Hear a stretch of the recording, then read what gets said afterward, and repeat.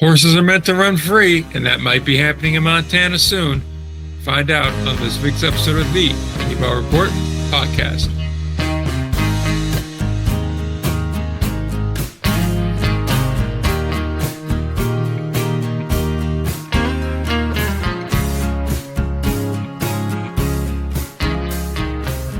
We're back. Episode number 384 of the Indie Ball Report podcast, the show that will be ranking nations that have large quantities of sweatshops that make clothing for the United States. Ryan, who do you have in your number one spot? I'm leaning Indonesia. I'm a big Malaysia guy ever since Zoolander. Oh, that's a good call. It really hurt when you told me to derelict my own balls. Talk about something that gets quoted by me a concerning amount. It has to be, who am I? It's just Hansel Derek staring into a puddle. So speaking of shitty labor arrangements, the Billings City Council, I suppose, they got some issues, particularly with the Mustangs. They think they're getting a bad deal. They think only $60,000 a year to rent the stadium is a bad deal for Dealer Park. Funny, it's in the name. So they want to charge $172,000 a year. For those keeping track at home, that's just a shade under 3 times more than what they're paying now. And they want to cut a concession gate and signage revenue. So, all the major forms of revenue for a baseball team, with the exception of merchandise, it would seem. Yeah, not great there. City does not like the gold deal. They want this new deal. Dave Heller is coming in to negotiate, and certainly he is not a divisive, cantankerous individual that will be able to work out a great deal that's a fair and amicable solution for all parties involved. Also, they never rolled out relocating this franchise, but who's to say? Yeah, there's a lot here. That's where the end starts. It's just hard to... Interesting. We just had a news story possibly break about this. So I'll check that real quick while we're going. Because on one side, I could very well see a world where Dave Heller is the issue. Maybe Billings doesn't really want to work with him. Maybe he's crying poor. Maybe he's just aggressively playing in the press to try to put pressure on the city.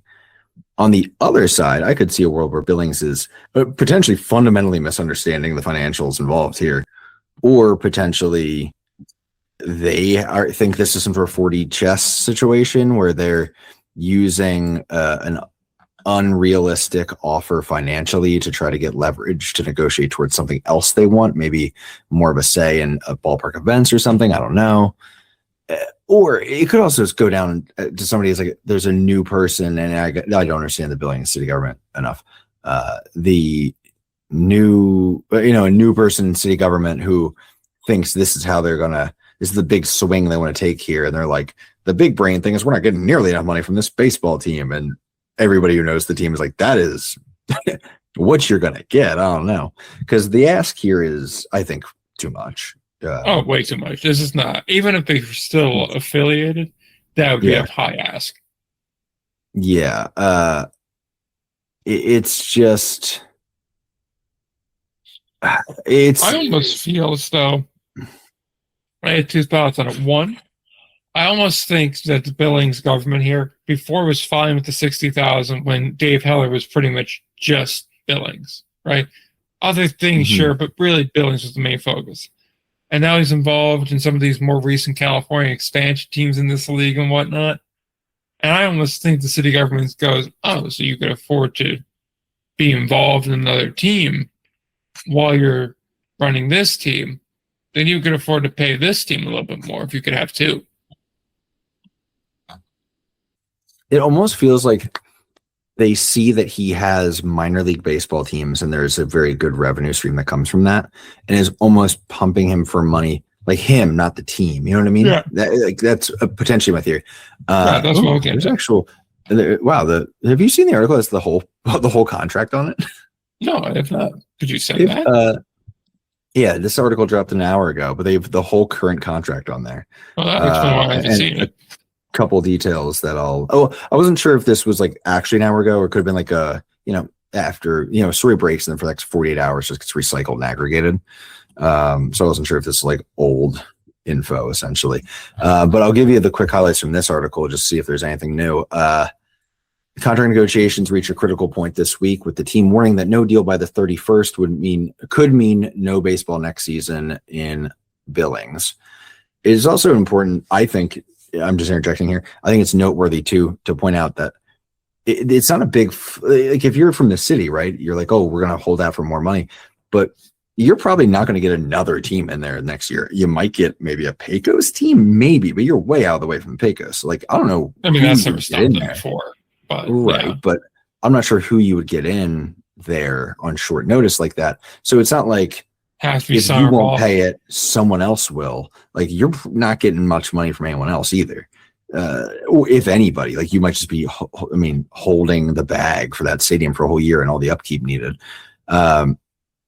So Dave Heller claims the league has already given the city of Billings a 3-day extension, and the league could move forward without the Billings Mustangs on the 2027 baseball schedule. I will say, I think it's a little early. I mean, that league put out their schedule mad late this past year. I think them being like, the schedule's got to come out is a negotiating play. I don't buy that. Yeah. Let's be real. The Pioneer League, I'm not sure they're confident who their league lineup even is, because that would mean they're ready to announce a replacement for Red Pocket, which I don't know. Maybe. But though it is an interesting, this is just from Heller's perspective. I found it interesting, but also keep it instructive that Heller is, in my working history and opinion, it's a grain of salt situation. The Arena Football League team in Billings was starved for revenue to the point that they choked out and died. The minor league basketball team in Billings was starved for revenue to the point where they too choked out and died. I mean, first of all, it is Arena Football. It was not the main Arena League.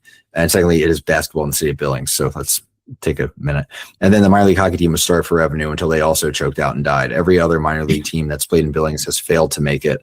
I will not let the city of Billings kill the Billings Mustangs the way Billings other teams were killed, by taking away their revenue stream while charging exorbitant rents.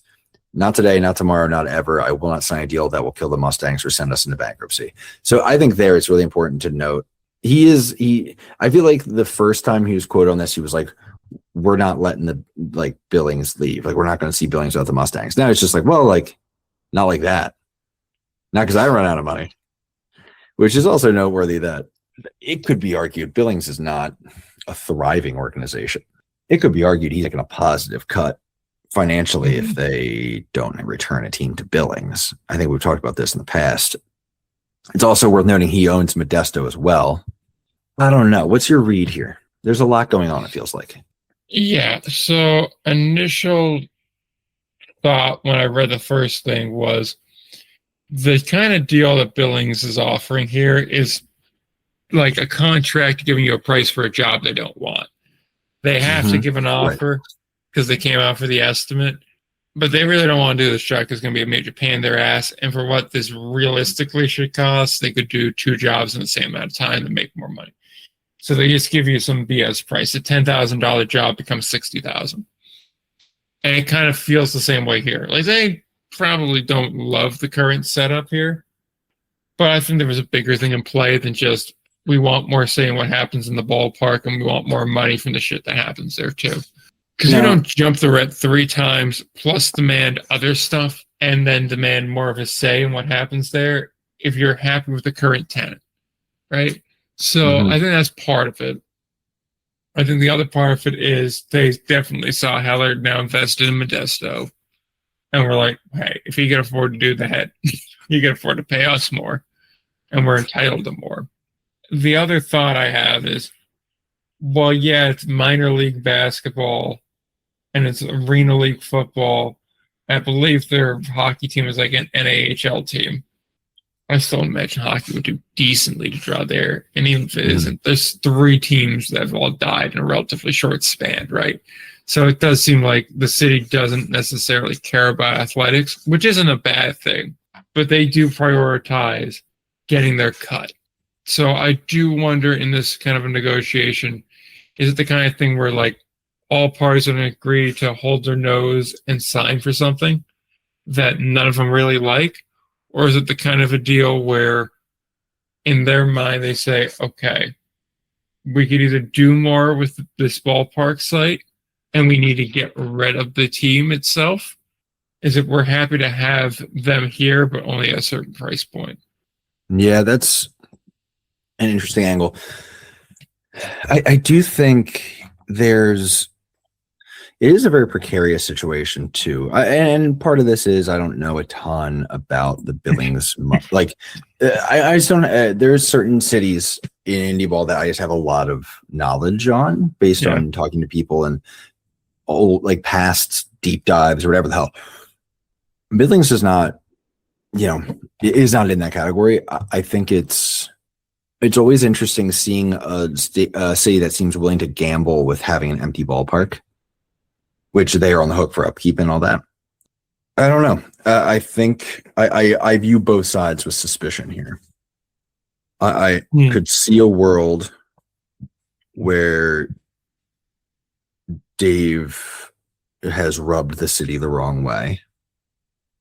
From my interactions and working around him and working in an organization of his for a year, I felt he was a little difficult. And specifically, I think, I'm pulling from about a decade ago, right? But I do think that there's some overlap there because he took over, Main Street Baseball took over the Wilmington Blue Rocks at the time, who, by the way, they just sold them literally this week. So that's something to consider. There was certainly an adjustment period. I think some of it was good, going from sort of literally a family-owned team to, an ownership group essentially. But some of the improvements were good, but a lot of it was very much business guy coming in, very much carrying himself like he's the only person in the room who could possibly have an understanding of how business works. There were a few of those conversations where what do we like brother, you're talking to a man who's been Mr. Celery here. Show some respect. And I just wonder if that's how he is carrying himself into conversations with Billings. I could see that maybe not playing very well. So yeah, I think this could be a mess. Do you think they work this out is the question.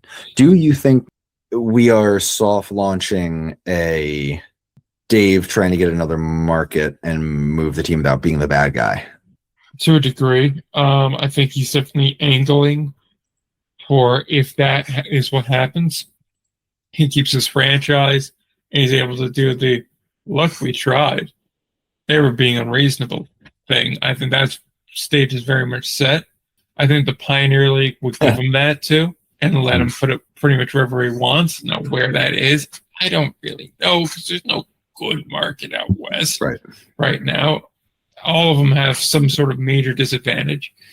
So that part would be interesting to see. And I think, in total fairness, if Billings wants to keep that ballpark, there would be a line of summer college teams ready to go for that. I agree. So, and maybe that would be a better financial angle to approach things from. That, of course, being said, it's not professional baseball, and that is, disappointing to see. Yeah, and I don't know. I feel like every time I see a Billings game, it's not well attended, but according to the league site and the official attendance reporting, they're in the top third of the league. So I don't know. Maybe. Who's to say? As we know, the league site is notoriously accurate when it comes to these things. Of course. You want type of actual baseball going on in the Pioneer League? Oh, yeah, man. I'm down. Desto Roadsters, or I like to call them Glow Riders, because we haven't forgotten. People don't forget.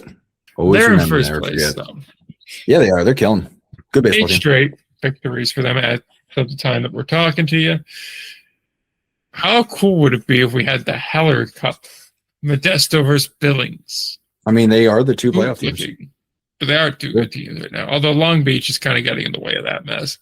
Right. Oh, I forgot Long Beach grabbed Long Beach and Billings. That's right. Modesto didn't win the first half. That's throwing me off. I'm going to be honest.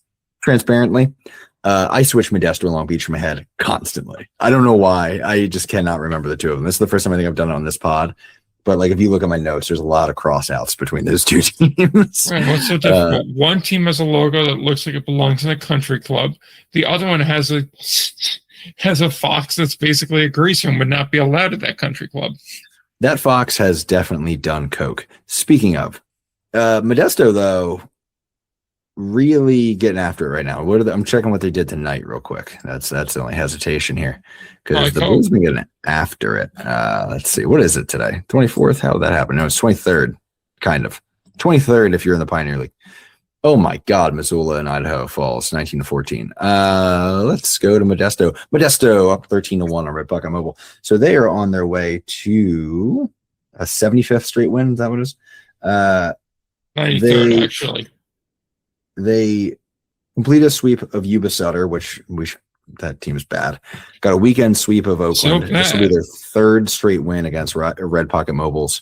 And they're not close. These games have not been particularly close. They played a couple closer ones against Yuba.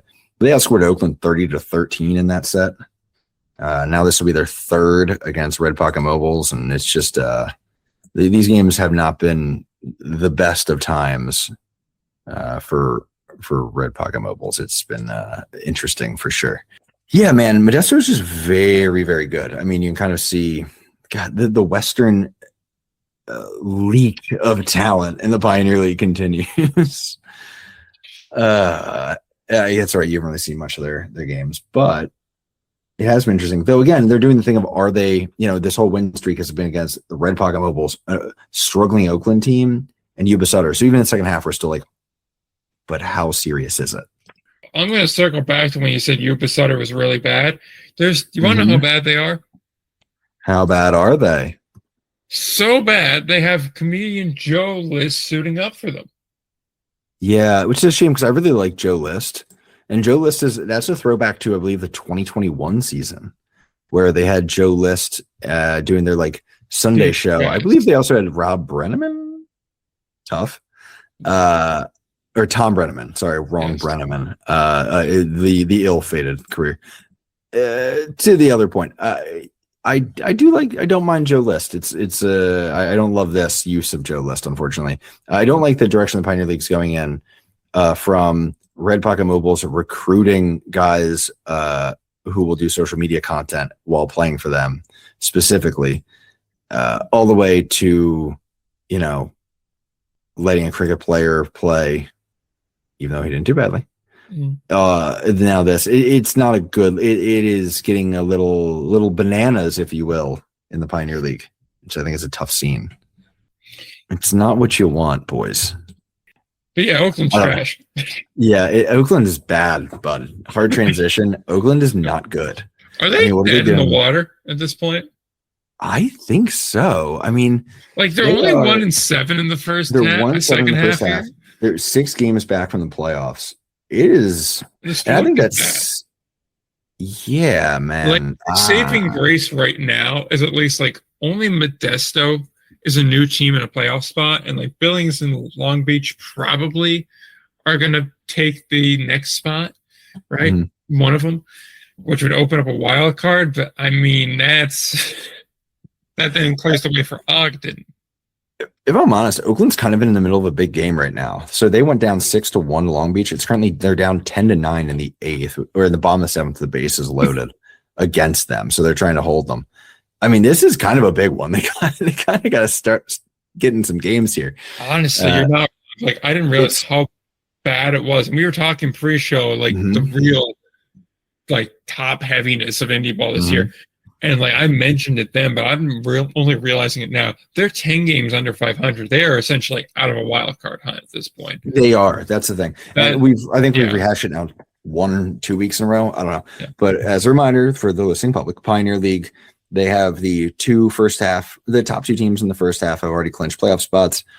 The top 2 second half teams in the standings will also get them. However, if there's an overlap, if you are top 2 in both the first and second half, your spot then becomes a wild card spot. So it will be determined not on second half standings. It will be overall record for teams that still are fighting for a playoff spot. So it creates a situation, I guess, is sort of a rehash on something we might as well do it now because we're going to have to talk about a lot of possible wild card situations when it comes to like the Atlantic League and all that, where if right now as it stands, Long Beach is holding one of the two spots for the second half. They also won the first half. So right now it would be Modesto and then a wild card team. And currently the wild card team is Ogden. Yes, because Modesto, the top three teams in the overall standings would already theoretically have won a spot. So it's Ogden with Glacier 2 behind them. The Oakland is closer in. Oakland is 1-7 in the second half, and despite that, they're still closer to the playoffs in the second half division standings rather than the wild card. So that paints the picture. That's the one thing that is kind of their saving grace at this point, is that it's so early in this half that they could afford to be god awful, really, for the first 2 weeks of it and still be able to rebound it. That rebound, it kind of has to start now, though. They have, 5 weeks or so to really decide whether or not they're going to be playing further into the season or not. Yeah. And it's just not looking good. They haven't shown at any point this year that they could string together the kind of run they're going to need to make up the ground. Let's see. So here's the thing, right? So they've split with Long Beach the first 2 games here. They're trying to finish a comeback to take the rubber match in Long Beach. I think that would be a great steal for them. Going back home to play Boise, they got to get, I think these games they have to get correct, because then they're going into Yuba Sutter. Yuba Sutter has been trash, but so has Oakland. So they have to make sure they get those games. And then they got Red Pocket Mobile for 6, and that's a good one. So they got a 12-game stretch, which is Yuba, Red Pocket, Yuba. I think they need to come out with, without exaggerating, 9 wins in those 12. And then that catches them back up in the division, because they're going to turn right around from that, play Modesto, Long Beach, Modesto for 6, a double Modesto there. And then Missoula, who is a different conversation, but good Lord, that could go badly. And then Long Beach again before 6 with Yuba Sutter. I mean, I think if they're within 2 games going into the final week of the season, they have a good shot, but they got to make up some ground, and they do not have an easy schedule. They're either playing like the bottom of the barrel or the top. It's a tough deal. So that's why I would encourage them to get it figured out against Boise here coming up. And Boise's not playing bad. I mean, they're not great. They're doing better than Oakland is, though. Yeah, they if I remember, they played weak opponents here. Just doing a double check here.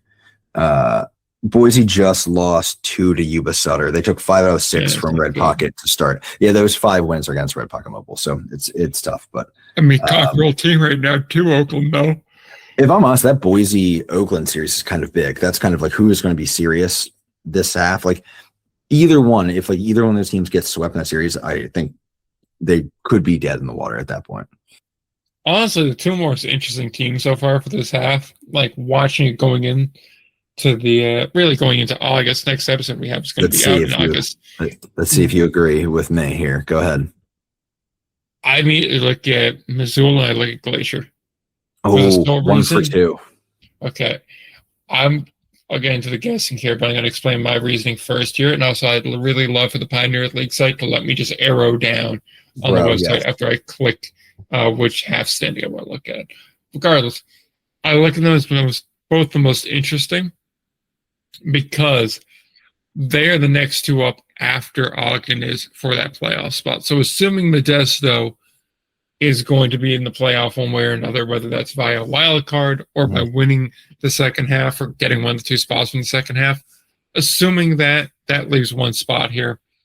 Ogden's interesting in the sense of they are a week away from having a new manager. So yes.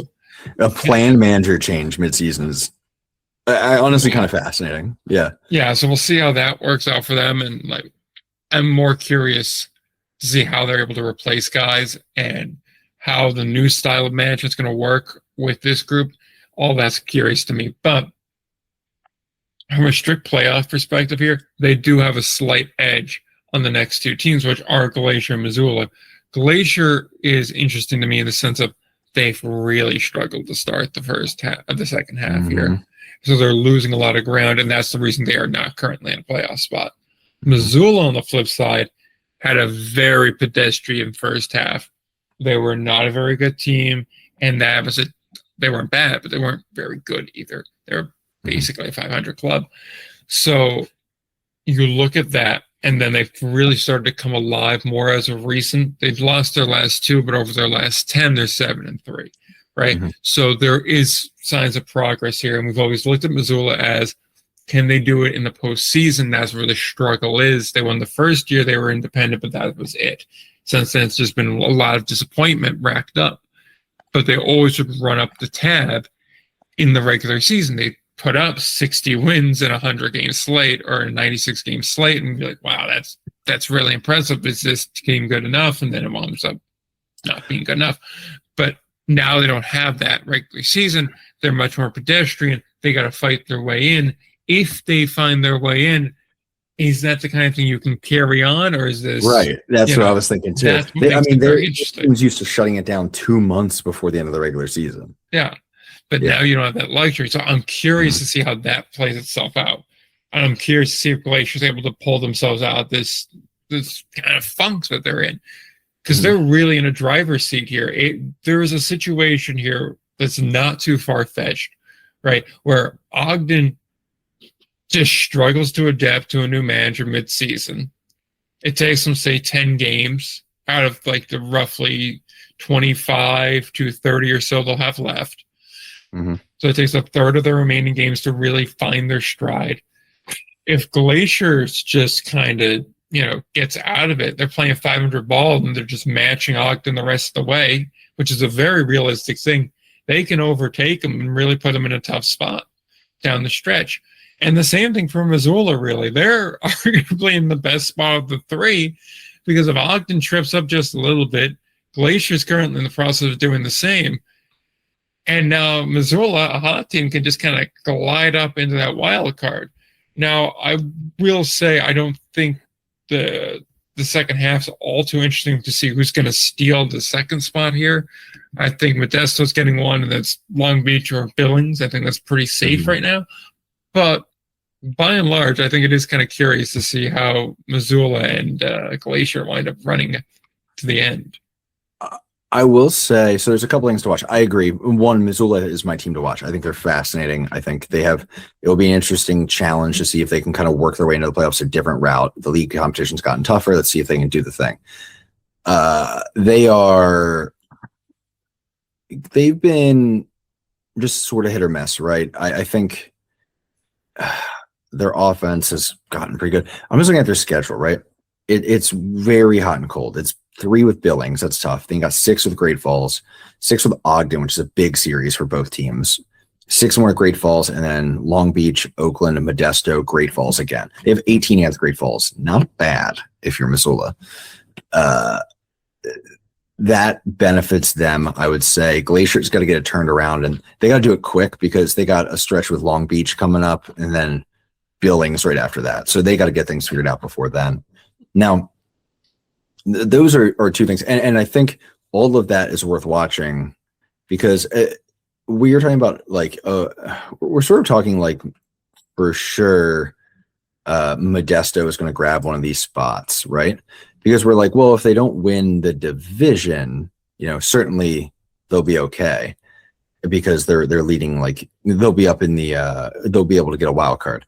But that's with the assumption that if they win the division, the same 2 teams, or if they don't win the second half, that one of the first half winners will do it.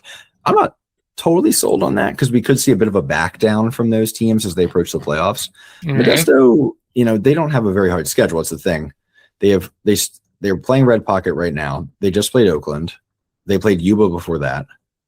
And then they play Yuba again after this, then Red Pocket, then Yuba for 3 more, then Red Pocket, then Oakland, then Yuba, then Oakland. Then they play Long Beach at the end of August. That's the first time they're playing a winning team in a month.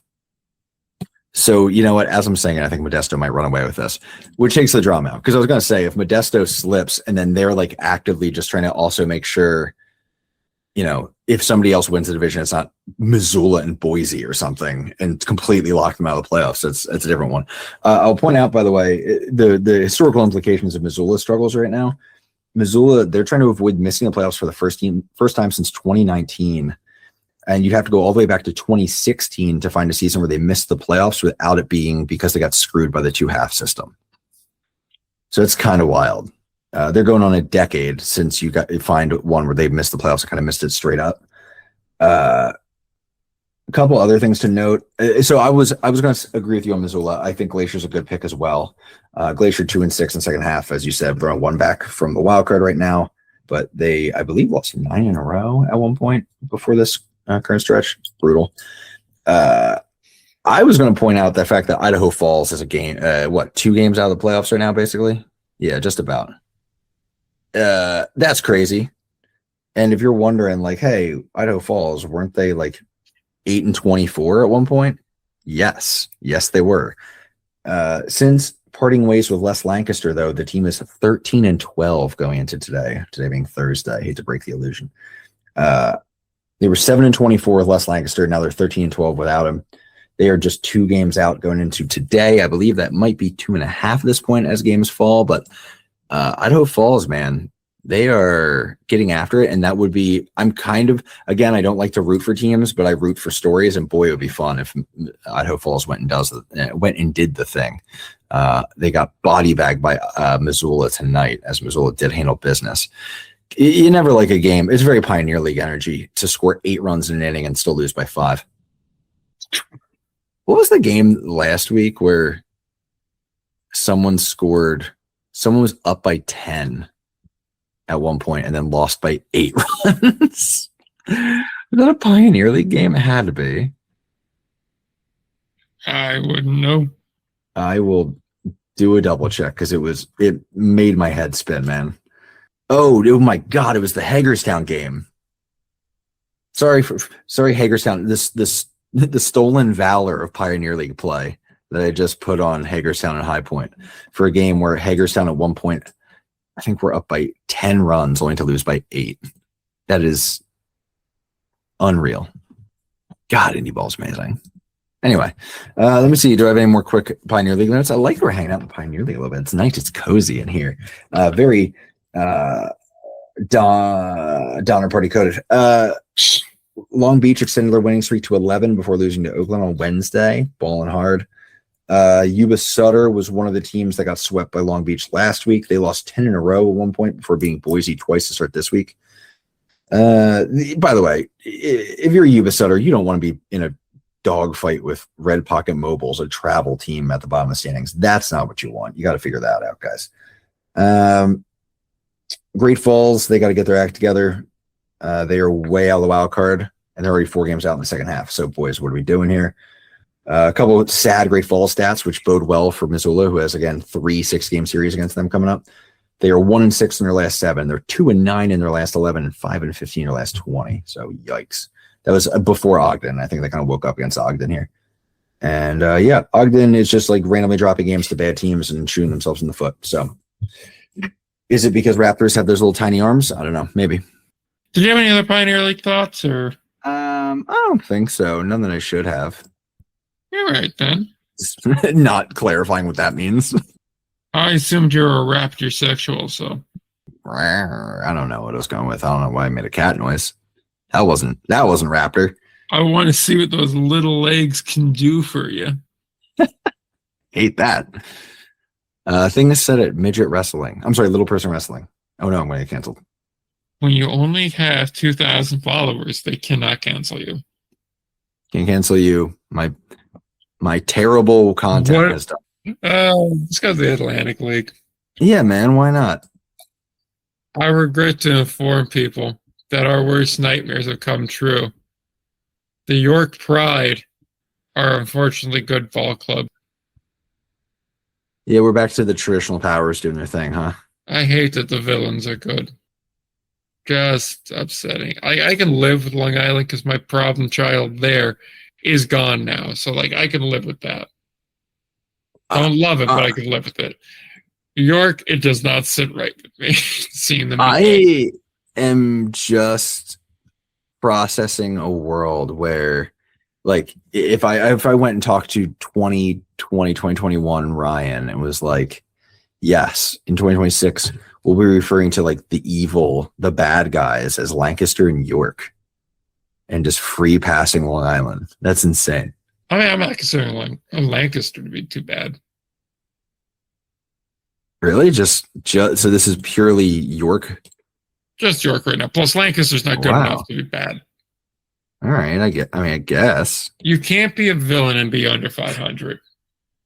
Yeah, no, that's fair. And I think in the Oh no, the henchmen are acting up again. Who gives a in shit? the rural Pennsylvania domination that the Atlantic League has been living in for now 4 years, I do think sometimes this is a weird thing. I think I sometimes view that whole stretch as almost, in a way, a dynasty, where I think of it as like this is an era in the Atlantic League. Is this like York and Lancaster era?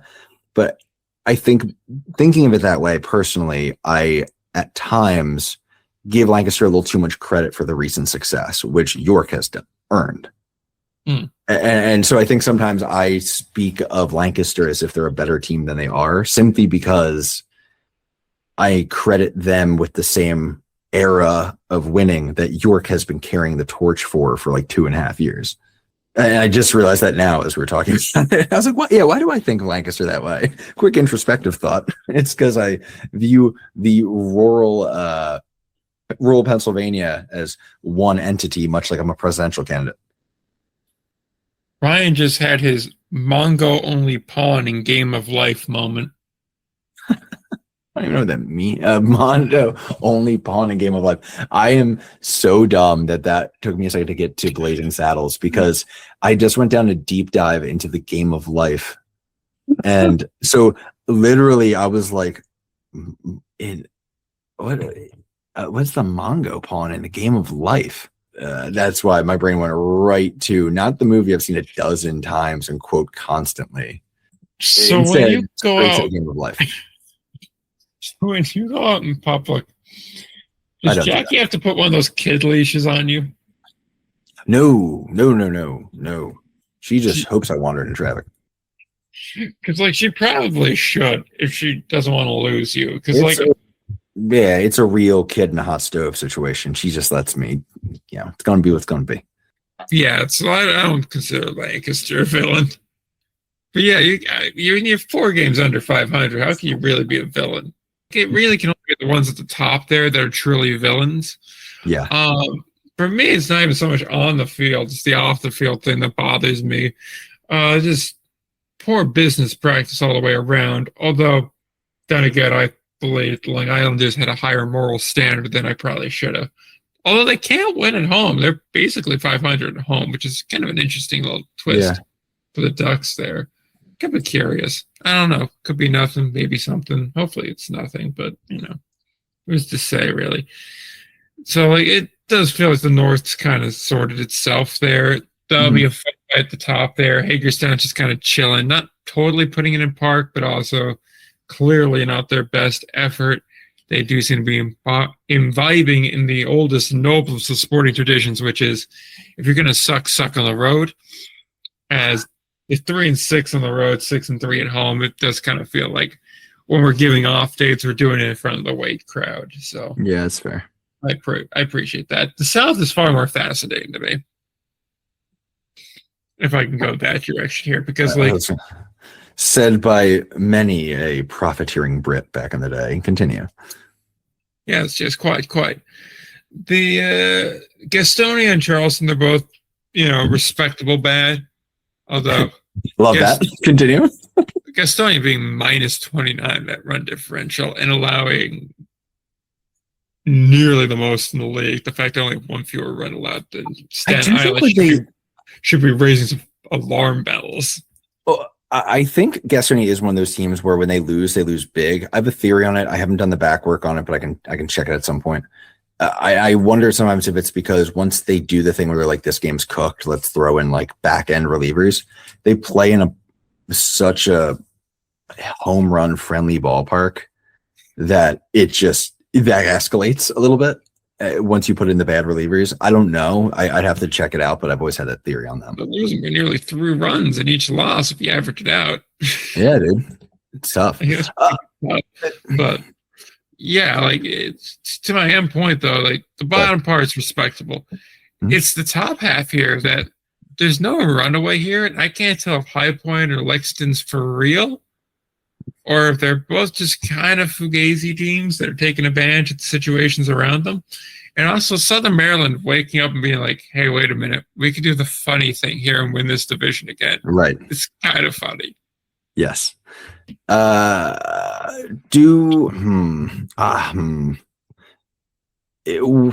When it comes to Lexington and High Point, I don't think Lexington's an imposter, but I also don't know that they have what it takes to finish this. Okay. I think they have shown, and I believe Paul had his 100th win tonight. Okay. As manager of Lexington. So shout out.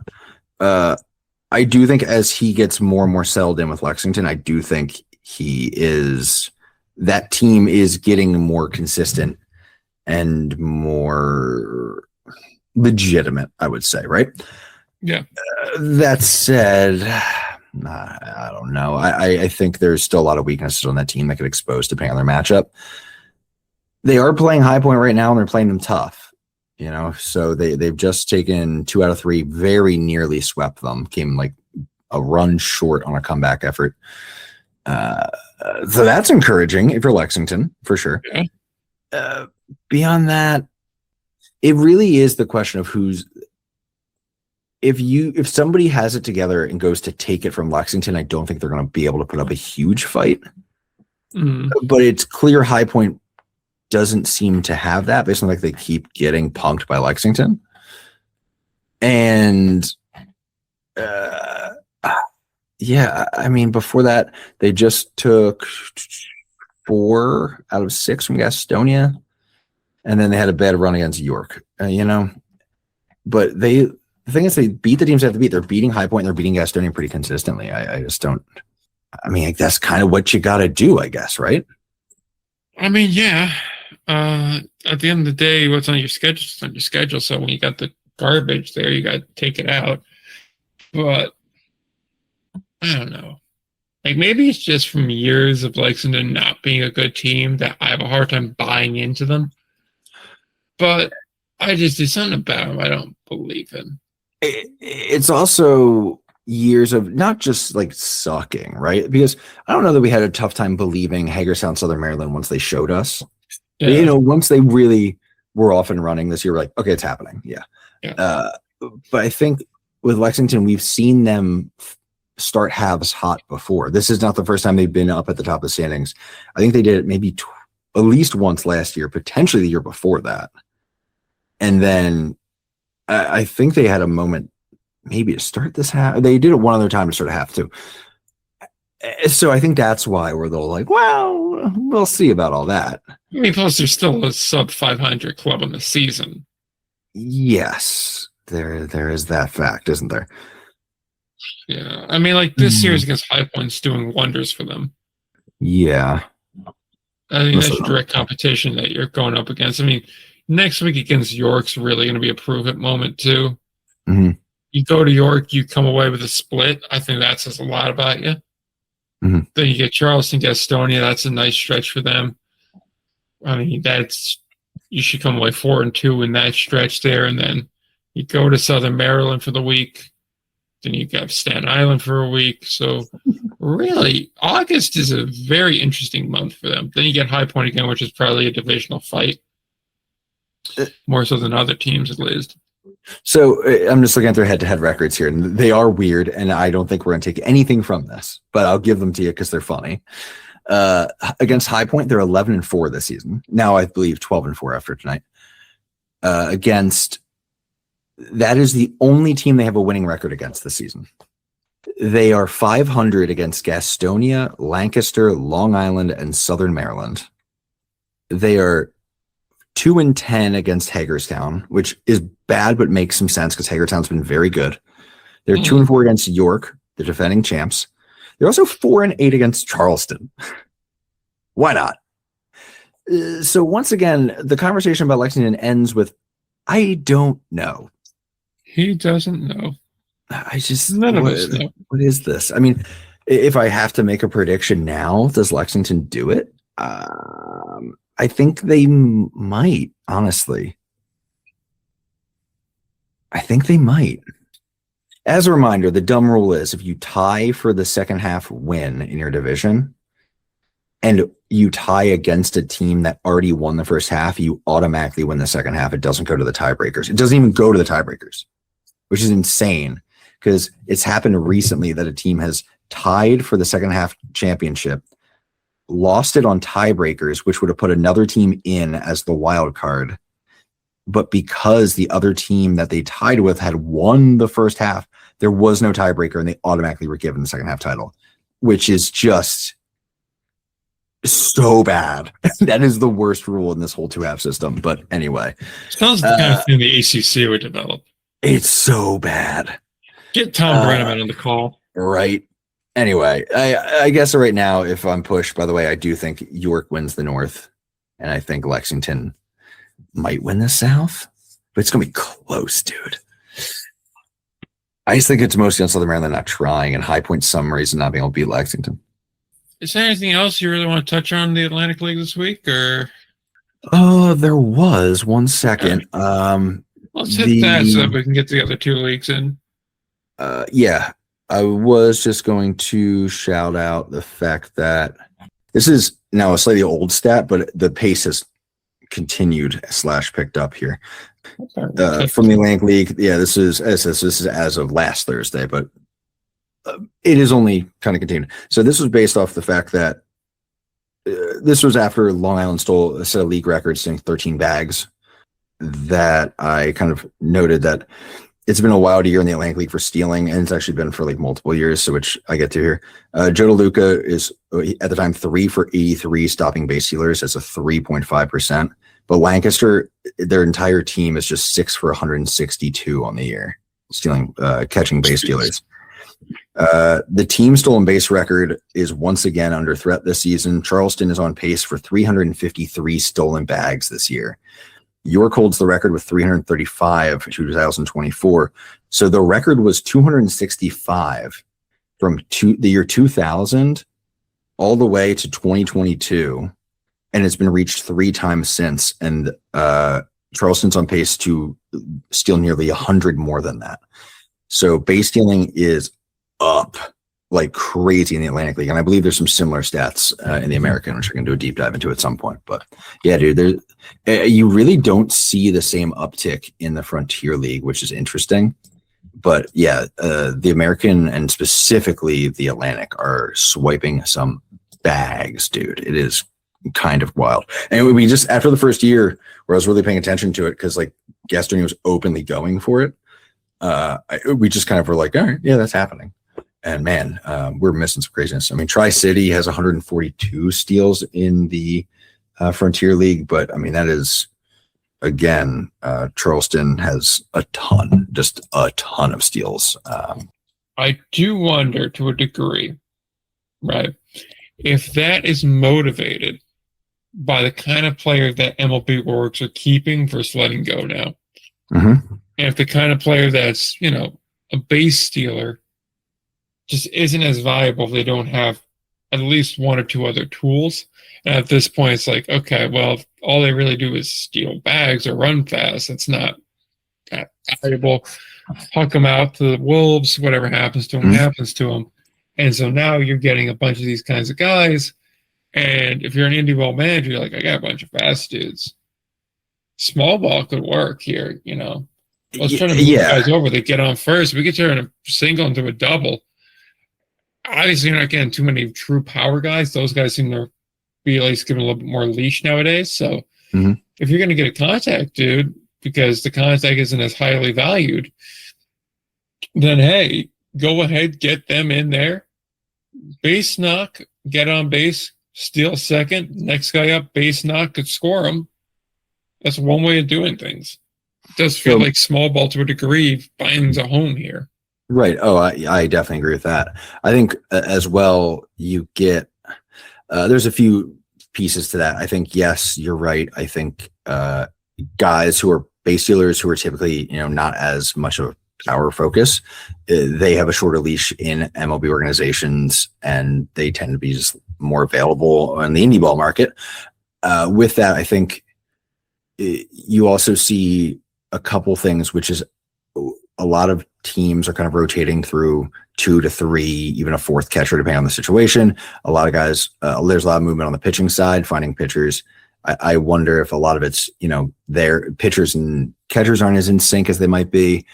On the flip side, I also think that there's a greater emphasis on catching base stealers within MLB orgs. So I think the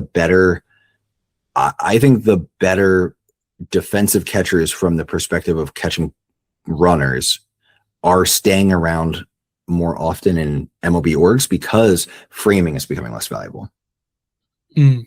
And I say that because it's like, well, a good defensive catcher. Framing and base stealing very often do go two separate paths. They're not always, but very often they're mutually exclusive. There's some freaks of nature who are elite at both, but typically it is you are very good at framing or you're very good at catching base runners, and it's hard to do both. And if you're doing both, you're probably definitely staying in a work somewhere. But yeah, I think with framing being less emphasized, especially over the past few years where ABS is already in the minors, I think they're just like, if you can't catch base runners, they're not interested. Yeah, that's a great point to make as well. But got moments every now and again. Yeah, ready. Let's go to the American Association next. Market. This is a league that really does have 3 tiers. Now here's a league, sir. Here's a league that you could really divide up into 3 tiers. Wheelchair slide into frame. But yeah, like the East is especially bad about this here. Like it's so clear cut already, like how this is going to shake out. It's very upsetting. Like it's very upsetting. Sorry, I don't know why that just broke me. Like you have Milwaukee and Lake Country that are pretty comparable teams and just different sides of the same coin. Milwaukee gets by on their pitching. Lake Country gets by on their batting. Make of it what you will. Anyone that says only the batting matters clearly doesn't know what they're talking about because, pitching matters a lot. You can win a lot with pitching. I always say you can do that. I've never said anything to the contrary. And if you think you have, you're clearly misremembering it, or it was AI, one or the other. Just be like, Ryan said that. People are like, all right. Ryan, Will, one of them, I don't know. They're all the same. Any case, Kane and Cleveland that seem pretty comfortably in the postseason at this stage would definitely take them losing the spot more than someone else taking it from them. Right, because, Cleveland's already up a week on Gary for the last playoff spot. Yeah, and they both have the same amount of games played. It's just a very difficult climb at this point for anyone else to take that spot. It's more or less figuring out where we're all going to wind up being there. And then Gary and Chicago are at the bottom here. I give Gary props for not being the worst team in the division. That's a huge improvement here. But it definitely feels like that first month or so of the season was a mirage. The offense isn't there and the pitching is not doing enough to stop it. So and 6-game skid also does not help any. Part of it's growing pains, I think, too. We see that with the shades of Lexington, I would say last year. Lexington had a start. They had some new faces, some, trying to get some pieces put in place after a couple difficult years. And then it started out hot, but it just couldn't keep it. As you go on and you start needing to plug holes and have big performances from guys, there's not there. And other teams are getting the book on your guys. You find out who you can keep and build with and who, you gave the audition to, and you'll move on. And maybe that's hopefully building towards something pretty successful around the corner. Yeah. It's just ugly when you're seeing, like you're being outscored by nearly 100 runs in your losses. That's always the thing. The run differential thing was never good this year. And I think that was sort of the red flag on all that. Yeah, it's just like that's such a tough scene there. And like at the critical junction of their season, right? Coming out of the All-Star break, a 6-game skid is it. So even that goes back probably to before the All-Star break. That's just a tough pill to swallow when it's at truly an inflection point of the season. And you just couldn't elevate to meet the moment. Yes, I agree. That said, we're still talking about the East, right? Yeah. What do you think of Chicago here? Where do you even point the finger? Because I was thinking about this as they were losing 20-1 to King County the other day. Like, it is now, if I'm ownership, right? I'm ignoring the fact that this has been a slide, like a slow motion slide with whispers behind the scenes for years. I mean, first off, if you're ownership, an intern's hearing about this. Yeah. Oh, can you imagine? And that's why I'm very interested in the dynamic behind the scenes there, because Stan does not read to me as a guy who's real patient with a angry owner text after an L. You know what I mean? I think Stan's avoiding the heat. Maybe. Yeah, I mean, I think for sure. I think a second year of this would be a mess, and they don't plan on a second year, so they don't really, it's whatever. I do wonder if he's having any luck working on a manager for next season. I also wonder if, I don't know. There's a lot. I mean, is there a narrative with Stan? Like, I love him, but like the Southern Maryland track record was tough, and it's not helped by the fact that Brett Jody has just immediately launched that team to a first half title. I mean, I think it's just a matter of at a certain point, you just lose touch. And I think the game kind of, I don't want to say passes you by, but I mean, the results kind of speak for themselves. And it's a rare thing to see a guy stick around and stay up with everything, Mm-hmm. I feel that. And I feel like that might be what we're seeing here now. Also, Kansas City and Cleburne doing a lot of hiring right now. Yeah. Interesting. Like a lot of hiring. Like as in Cleburne has 1, 2, 3, 4, 5, 6 postings on Teamwork. Now, granted, some of it's pretty much all of it's minor stuff like mascot, intern for one thing, cashier, club and picnic buffet attendee, that kind of thing. But, it's interesting still. You have merchandise and Cleveland sports management type of thing. And got an MC there as well. And then the King County stuff seems to be, or not King County, the Kansas City stuff seems to be a little bit more sales related. King County does have listings though, for what that's worth. But that's generic stuff, nothing to bat an eye at. I like to check that every once in a while. But yeah, no, I back to the point of Chicago here. Yeah, I think it's a mixture of just you didn't build a good team, and I think he's kind of a little out of touch. And I think next year's going to be a real problem because I think finding a manager for this year was a real problem. I think the year before that wasn't exactly easy either. And I think it just kind of keeps adding up and up and up because everyone that's in the know kind of knows. Mm-hmm. And I think to experience the difficulty of finding a manager last year and I don't want to say settling, but kind of making not your plan A move on your manager for the season. I think to then see that and instead of saying, oh, it's outside factors, the market, other teams, other jobs, the attitude of managers, whatever, instead of saying that, saying for whatever reason, I need to start looking sooner this year. Like it's a kind of a me thing. Mm-hmm. I don't know that reads to me how that front office operates. And I would not be surprised if once again, for the third straight offseason, they find themselves scrambling, trying to find a manager. Oh, I fully expect it too. Like I said, I think the people that would probably be best equipped for the job don't want anything to do with that. I know multiple managers / manager candidates who I know, I would say 4 of them, and all 4 of them that I've talked to about Chicago have said they would rather stay in the place that they are already trying to get out of than go to Chicago, or stay unemployed rather than go there. Or bringing endorsement. 2 of the 4 have said they'd be more interested in Staten Island. Now, as crazy as that sounds on the surface, I understand that. Yes, I do too. I think there seems to be a plan in Staten Island, at least. As I said last week, I'm not sure how much confidence I have in the plan, but it's at least a plan and an acknowledgement of things have not been going well. Plus, on a certain level, it's a little bit of an easier job when you think about it. Oh, yeah. That's The expectation probably is lower. There's no roster restriction there. And yep.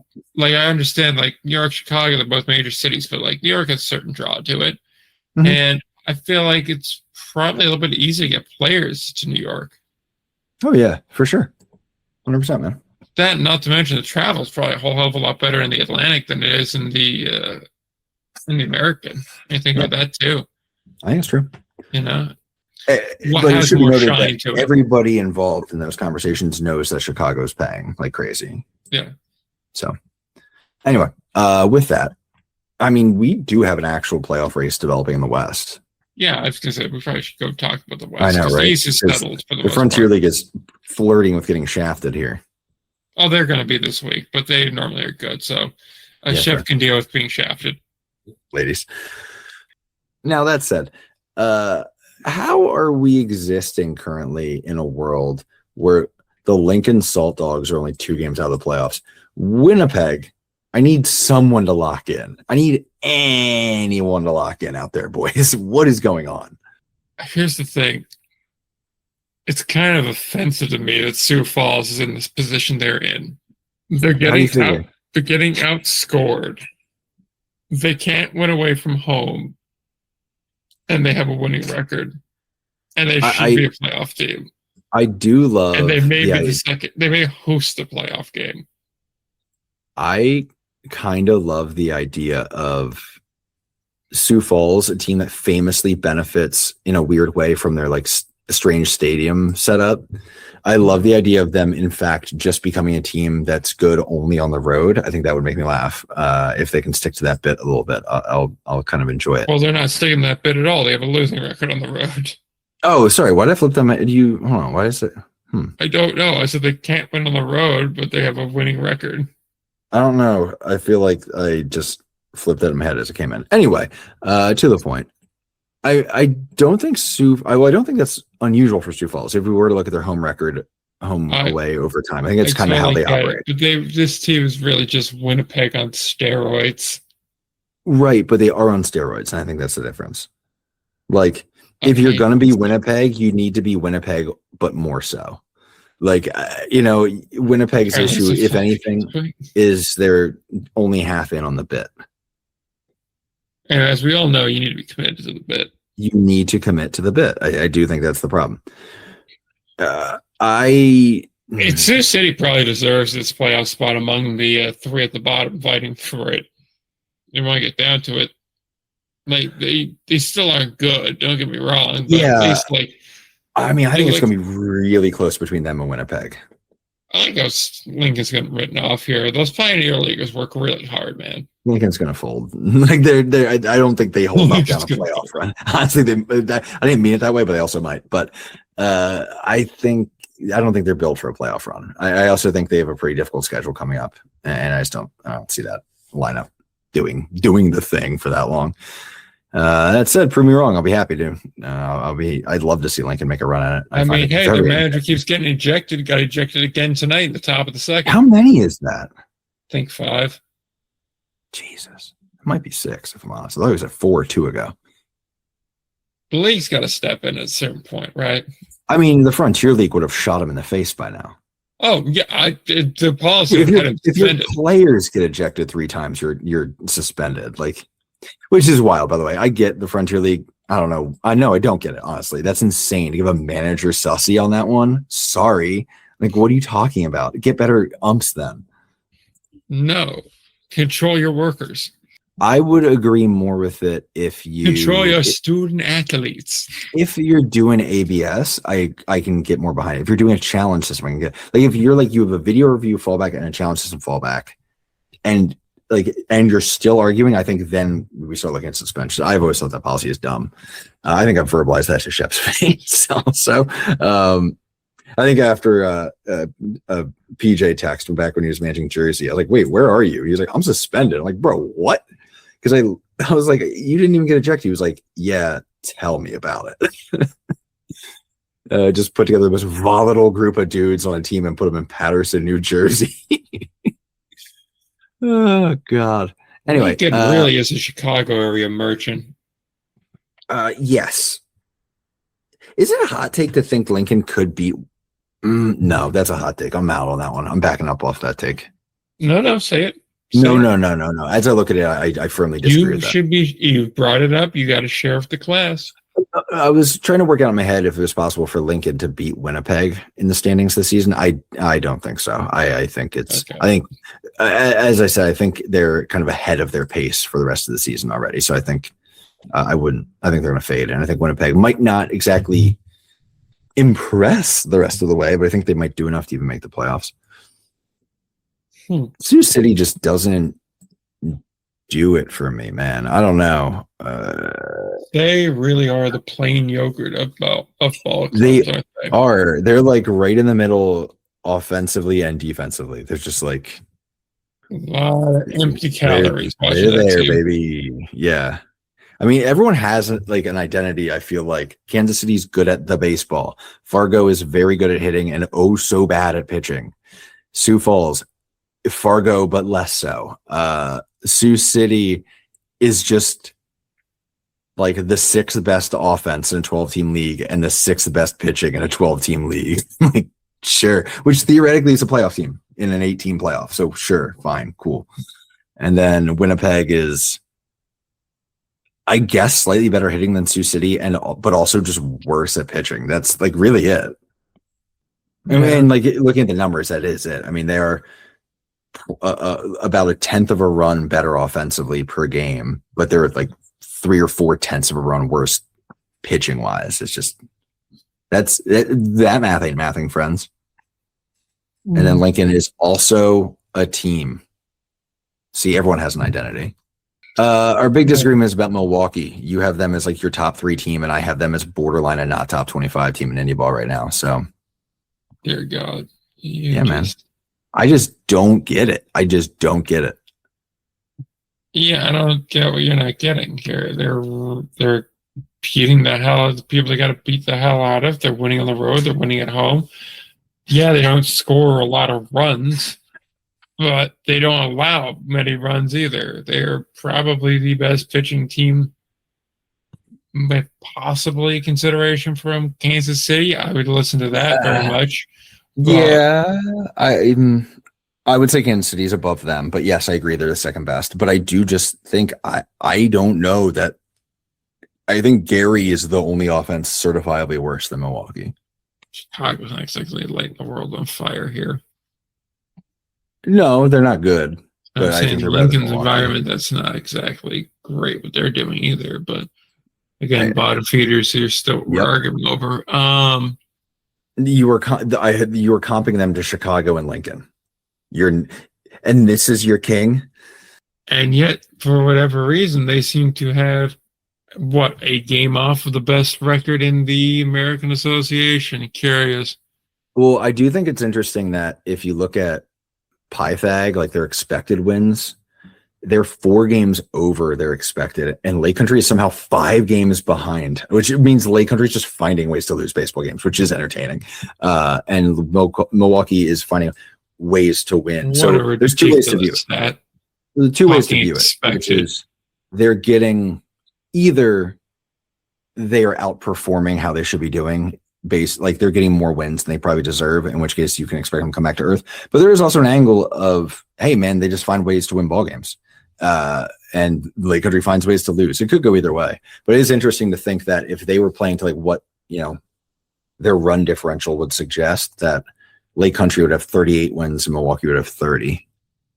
But for now, Lake Country's impossible weird ineptitude is keeping them close, despite having probably the best offense in the league and pretty good pitching, honestly.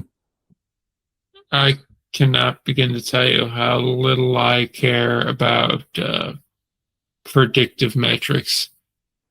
I think there was something for keeping them. If we're trying to project out, I mean, do we think they can keep the current pace they're on? I mean, they've done it for 2/3 of a season, so I'm on the wager. You brought up the run differential about multiple teams in this conversation. Yeah, Pythag is just based on run differential. Like, that is what it is. So if we're trying to talk about it, if I just said, well, their run differential suggests that they shouldn't be as good, you'd be like, oh, okay, blah, blah, blah, blah, blah, I'll eat that up. My Nick impression could use work. I probably put too much time in my Margaret Thatcher practice. I'll get back around to it. I don't know. It's Milwaukee's got a plus 13 run differential, man. Lake Country's got a 128, you know? Yes, because Lake Country plays in the equivalent of Yankee Stadium where everything flies out of there. You put Milwaukee in that same stadium, they're probably going to have an extra 50, 60 runs too. Yeah, Lake Country does have a wild home run situation. Not to mention they have a wild difference between at home and on the road. Yeah, that's fair. One, they're a winning team. The other one, they're 10 games over 500, so more than just winning. The other one, they have a losing record. Yeah. Interestingly enough, Kansas City has the same deal, by the way. More, in fact, a little more intensely. You're gonna hate my ranking this week. Yeah, you're gonna put Milwaukee number 1, aren't you? Despite the fact that they just lost 2 out of 3. And they've overcome it, and they're still chugging along. They've overcome it. Yeah, okay. I mean, so has Yuba Sutter picking up a couple dubs this weekend. What are we doing? Maybe they'll get ranked. Who's to say?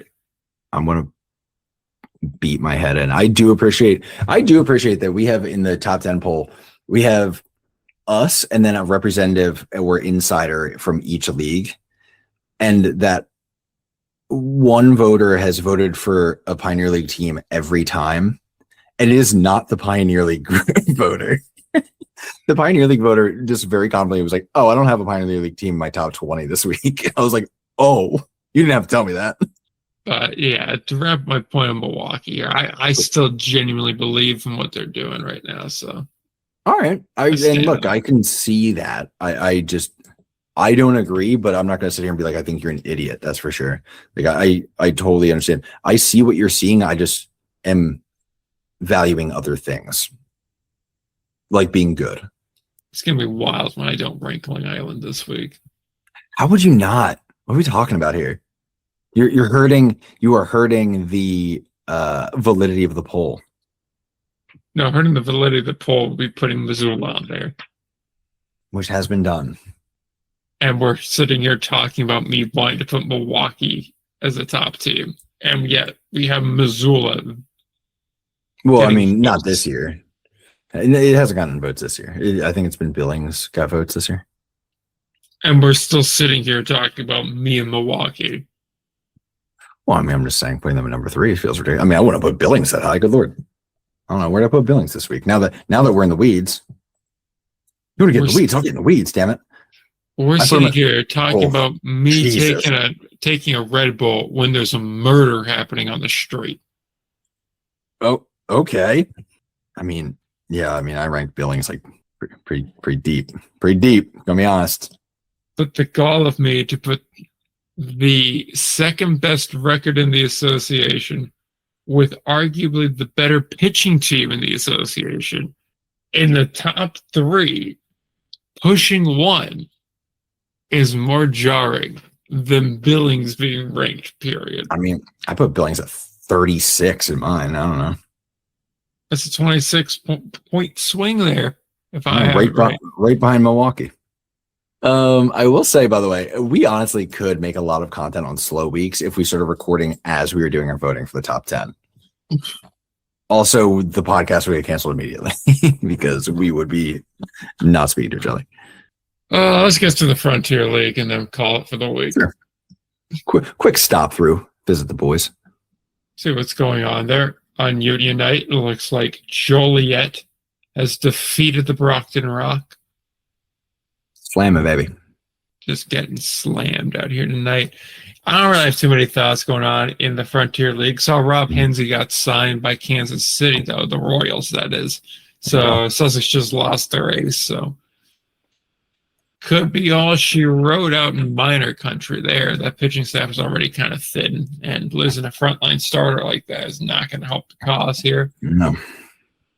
Technically, got to wait another 34 games or so before we can a formerly announced Quebec as a playoff team, but that's gonna happen. Same thing with What's the with magic Washington. number there? 35 for both of them. Wow, it feels like a lot, doesn't 34 it? by mistake. I keep 34. forgetting we're like mad early in that Frontier League season still. Yeah. Fun fact for you though, we could have an elimination in like 2-3 weeks. Yeah, I was seeing that. I did want to do a quick search on like elimination numbers and where we were on all that. It could be a next week thing because we'll get some that are really close to that by then.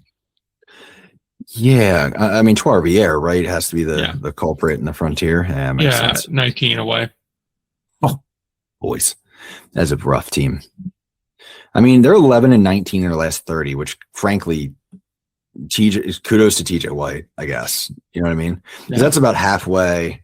So that means they are. Don't let that distract you from the fact that they're 23. only 4 games worse than Tri-City. Brother, I haven't let it distract me for a second. That's not inconceivable. They would outlast that division. Don't let distract you from the fact that they have a 5-4 record against Tri-City this year. Ooh. Today on. Ooh. Imagine if you pick Tri-City to make the postseason over a team like, say, I don't know, Ottawa. I do think it's funny, like the mix of teams that Tri-City has a winning record against, right? So just to give some context, they are 0-6 against New Jersey. They're 0-3 against Ottawa and Schaumburg. They are 1-8 against Brockton this season. Brockton? Which, by the way, think about what record Brockton would have right now if it weren't for Trois-Rivières existing. But despite that, they are 2-1 against Lake Erie. That's not surprising. They are 2-1 against Joliet, also reasonable. 4-2 against Sussex County. You're like, okay, that doesn't bode well. And then 5-4 against Tri-City. I love that. You're weird, boys. RBA just gets frisky randomly for a weekend at a time. It's that time to get a little frisky. They saw the boots and the furs and had to get low. Yeah, so the East Division's kind of a mess. Yep. I can see New Jersey stealing this thing. I think that's going to be a fun little competition there. I can also see Down East finishing third. I think that's a very real possibility. The current projection, the win projection has, if we're rounding to the nearest win, New York and New Jersey with 56 wins. And if we aren't? New Jersey is 56.4 versus New York, which is 56 even. Edge to Hinchcliffe. Though New Jersey's projected to be missing a game, so I don't know. They had to cancel the one because of weather. Dude, every year there's some absolute buffoonery. It's typically out of New Jersey not being able to reschedule a game. Some damn foolishness with that high school field. The joke being them getting in. Everybody, let's prepare ourselves mentally for New Jersey to get in based on the fact they couldn't reschedule a game at their high school football stadium. And then they get in the playoffs and can't play a single home game because of high school football at their high school football stadium. If they flex the renovated locker room one more time, I'm going to off myself publicly. In the locker room. No one will find me. Anyway. No one goes there anymore. All right, where are we? We're talking about the Cosmos. Another tenant of Hinchcliffe. Man, what a world. Okay, 12 are a bad team. Trying, though. Down East, not good also. We're trying, though. TJ White collecting whatever the opposite of rings are this season. Though I will credit the fact that Down East collapse only really happened after he left. So I'm kind of like, again, we've had this conversation in the pod. Was he holding it together? Anywho. He was sounding like a contributor. I mean, their offense is cooking, though. They're putting up runs. Yeah, that's a fact. They just don't have pitching. Yeah, well. Which I'm one that has against they don't have relief pitching. I don't know without looking up their actual team and how they're using guys and all that kind of jazz. And at 1:45 in the morning, I'm not going to do that. I'm going to level with y'all. But from my recollection of watching this team play a couple of times, the starters were not bad. The relief pitching was thin. So I'm on the hazard to guess the starter's giving him 6 innings. The first guy's giving him 1. And then the 8th and the 9th, it's going to hell. Down East starters. Let's see if you're right. Down East starters have a 5.84 ERA. Right. Down East relievers have a 6.47 ERA. Okay, so I'm not entirely So wrong. it does go from bad to worse. Go team. Yeah. That's how Now, you if know. we were to take that 5 and 4 starter out, Right.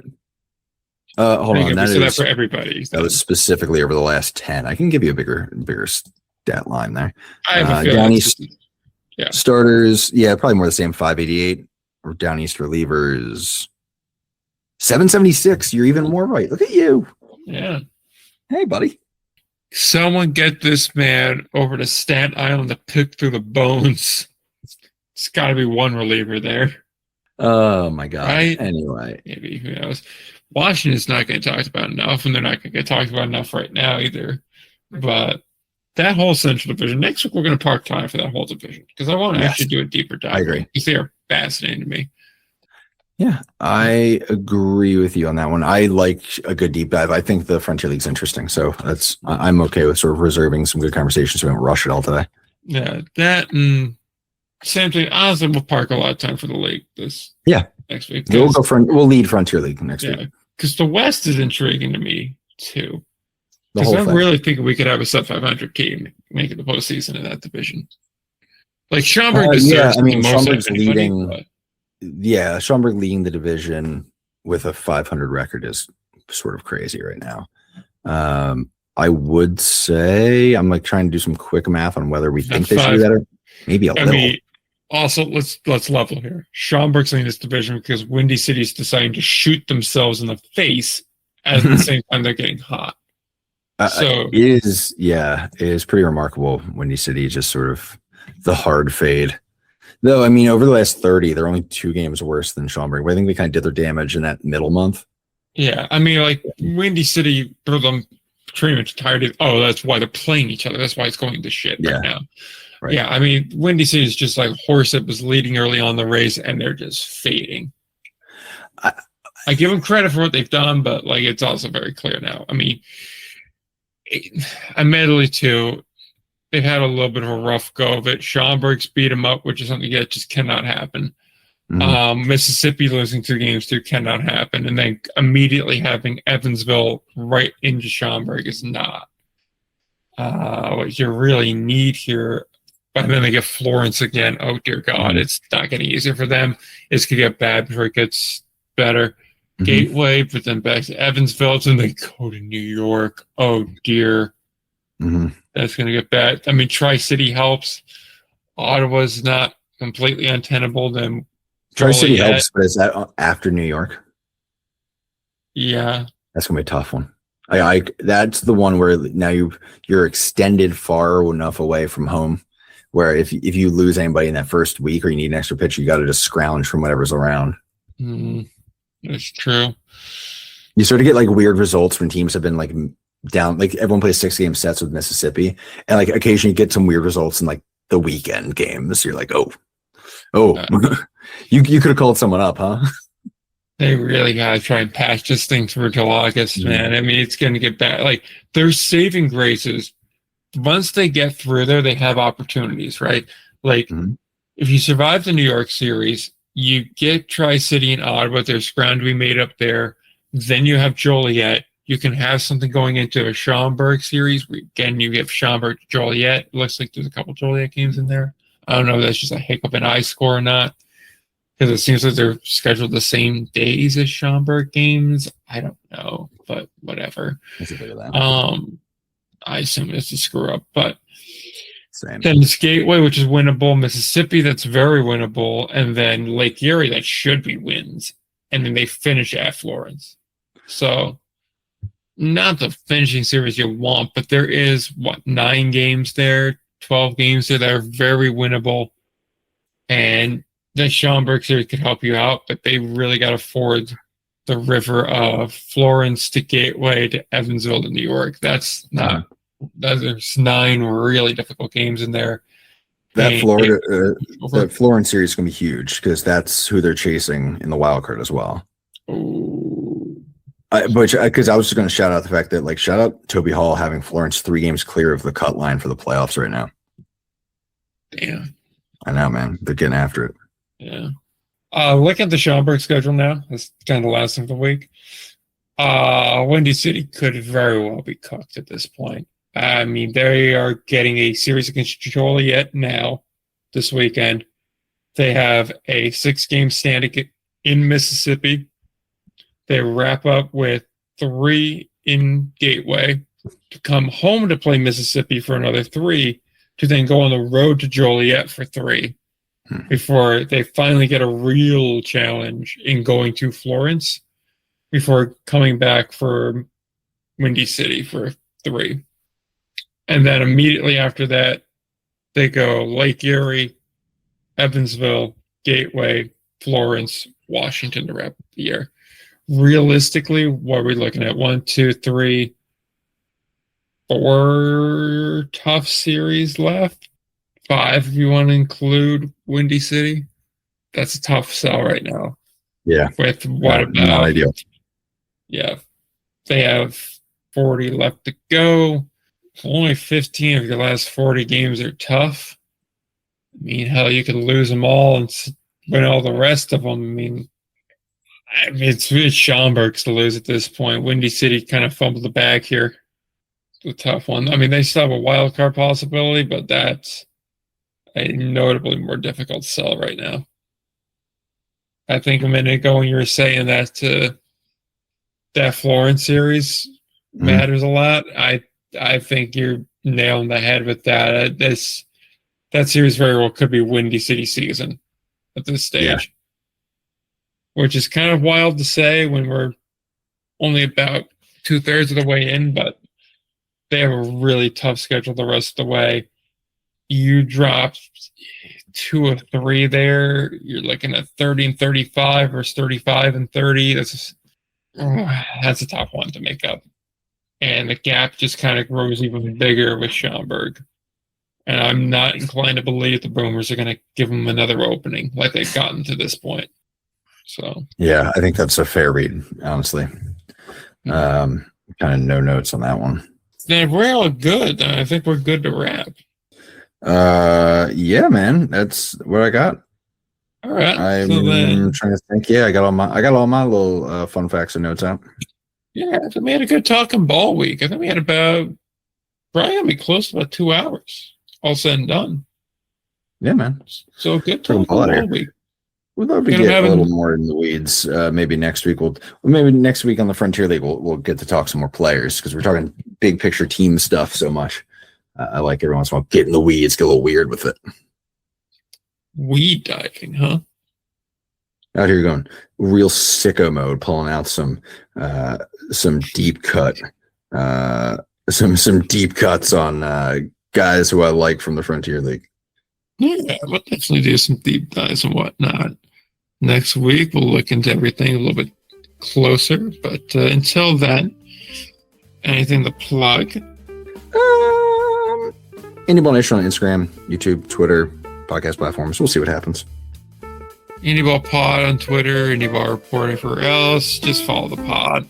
That's all I'm going to tell you. Just make sure you're following. And if you want to drop a review, I guess do that. But other than that, nothing much else to add. Gonna hit some deep dives next week, and we'll see what direction everything takes us. I think there's going to be some Frontier League news coming out soon, too. And we'll have a good long discussion. Anywho, until then, don't forget to play ball.